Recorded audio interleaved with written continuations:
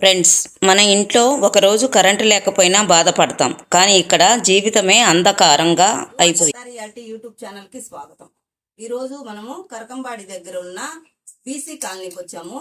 ఒకే ఇంట్లో ముగ్గురు దివ్యాంగులు ఉన్నారు. వాళ్ళ పరిస్థితి వర్ణనాతీతంగా ఉంది. వాళ్ళ బాధ ఎలా ఉంటుందా అంటే, వాళ్ళ ఇంట్లో ఉన్న ముగ్గురు దివ్యాంగులకు కూడా పెన్షన్ లేదు. పెన్షన్ లేకపోగా సదరన్ సర్టిఫికెట్ అంటే ఏంది మేడం అని అడుగుతున్నారు. ఇది నాకు నిజంగా చాలా బాధ అనిపించింది. పెన్షన్ తీసుకోవాలంటే సదరన్ సర్టిఫికెట్ ఉండిద్ది అనే విషయం కూడా వీళ్ళకి తెలియట్లేదు. రండి వాళ్ళతో మాట్లాడదాము. ఆ ముగ్గురు పిల్లల మదర్ ఉన్నారు. మదర్తో అమ్మ నమస్తే అమ్మ, మీ పేరమ్మా? మీనమ్మ మేడం. మేనమ్మ. ఎన్ని సంవత్సరాల నుంచి ఇక్కడ ఉంటున్నారమ్మా మీరు? మాది పుట్టిన దగ్గర నుంచి నా చిన్న బిడ్డ మేడం.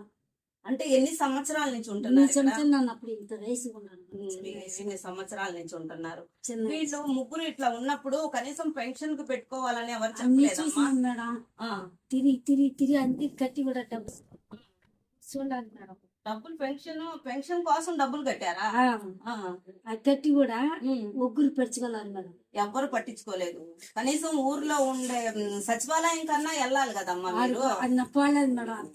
అది పోకపోవడం మీ తప్పే అవుతుంది. సచివాలయంకి వెళ్తే ఎట్లాంటి వాళ్ళైనా కానీ సచివాలయంకి వెళ్తే మా బిడ్డలు ఇలా ఉన్నారు, వాళ్ళ పరిస్థితి ఇలా ఉంది, మాకు పెన్షన్ రావాలి కదా, వికలాంగుల పెన్షన్ ఇవ్వండి అని మీరు వెళ్ళాలి కదా.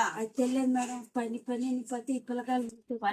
అని పోయి ఆ బిడ్డల్ని మాదిగా చేసుకున్నారు. ఇప్పుడు నాకు బాగలేదు. ఇప్పుడు మీకు బాగలేదు. ఆయన చెప్పు అట్టుండి కూడా ఆ క్యాన్సర్ ఉండి కూడా పనికి పోతున్నాడు.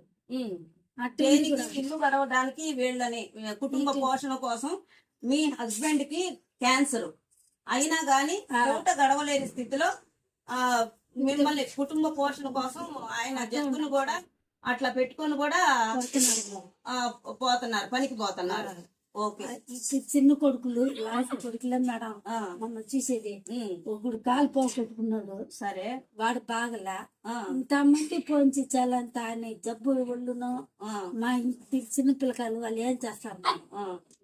మీరు అలాంటప్పుడు ప్రభుత్వాన్ని మీరు సచివాలయం కన్నా వెళ్ళి, నేనైతే ఈ వీడియోని ప్రభుత్వం దృష్టికి తీసుకెళ్తున్నాను ఒక మానవతా దృక్పథంతో. నేను చెప్పేది ఎవరి మీద నిందలేయట్లేదండి. నేను ఇక్కడ లతా రియాలిటీ యూట్యూబ్ ఛానల్ ద్వారాగా నిజాన్ని నిర్భయంగా వీళ్ళ ఇంటి దగ్గరికి వచ్చి వీళ్ళ పరిస్థితిని చూసి చలించి నేను వీళ్ళ కాదని వాళ్ళ మాటల్లోనే మీకు వినిపిస్తున్నాను. ఎవరైనా సహాయం చేయగలిగే వాళ్ళు ఎవరైనా గాని, మీరేమైనా సహాయంగా మీరేమైనా చెప్పాలనుకున్నా గాని వీళ్ళకి ఒక కామెంట్ రూపంలో తెలియజేయండి. ఇది ప్రభుత్వం దాకా వెళితే ఇలాంటి కుటుంబాలు చాలా ఉన్నాయి, వెలుగులోకి రావన్నమాట. అంతే. ఇట్లాగా మీ పేరమ్మా? మీనమ్మ మేడం. మీనమ్మ లాంటి చాలా తల్లులకి ఈ వీడియో ఆధారం అవుతుంది. ఓకే అమ్మా, మీరు ఇప్పుడు సచివాలయానికి మేడంతో మాట్లాడతాను నేనైతే.